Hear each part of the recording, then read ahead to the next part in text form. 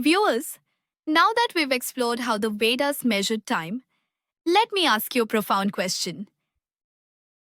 Do you know how time ends according to the ancient seers? No, I'm not talking about the end of a calendar or the ticking of a clock. I'm talking about the end of an age, the dissolution of an era. And the answer is hidden in one of the most powerful teachings of Sanatana Dharma, the concept of the Yuga cycle. So I'll tell you. And it's more than just mythology, it's a moral mirror and a mathematical rhythm. We already spoke about the four yugas: Satya, Treta, Dvapara, and Kali. But what happens when all four yugas pass? That entire unit, called a Chatuyuga, folds itself back into the cycle like a breath drawn inward. And 71 such Chatuyugas form a Manvantara, ruled by a Manu. We are currently in the 7th Manvantara under the rule of Vaivasvata Manu. Between Manvantaras comes a Manvantara Sandhya, a cosmic twilight, a dissolution of partial worlds, of beings of memory. Now hear this, viewers. After 14 Manvantaras, the entire Kalpa, the day of Brahma, comes to an end. And this is where it gets divine. At that moment, all three realms, Bhur, earth, Bhuva, atmosphere, Sva, heaven, are withdrawn. It's called Pralaya, a temporary dissolution. As the Vishnu Purana describes, Kalpante bhurjlam yati bhuyo jatam punah punah. Prabhavo nih prabhavatasya kalasya gatiruchyate. At the end of a kalpa, the earth returns to water, again and again reborn. This cycle of manifestation and withdrawal is the nature of time itself. But what happens after one full day night of Brahma? That's 8.64 billion years.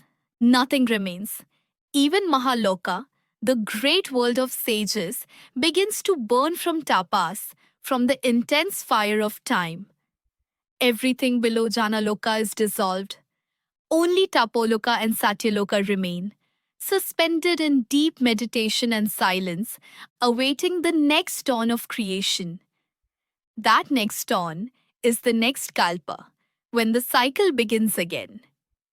It is not linear, it is cyclical, like the seasons, like the breath. Now here's a beautiful verse from the Srimad Bhagavatam 3.11.19 that captures this perfectly. Dve parardhe vijaniyat param brahman padam avyaktam vyanjakam yatra vishvam bhuyah pravartate. Two parardhas make up the full lifespan of Brahma.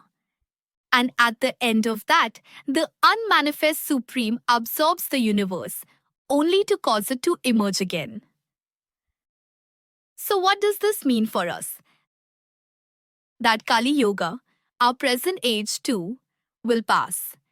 It's said that Kali Yuga lasts 432,000 years, and we're only about 5,000 years in. Toward the end of Kali Yuga, things deteriorate. Not just politically or socially, but spiritually.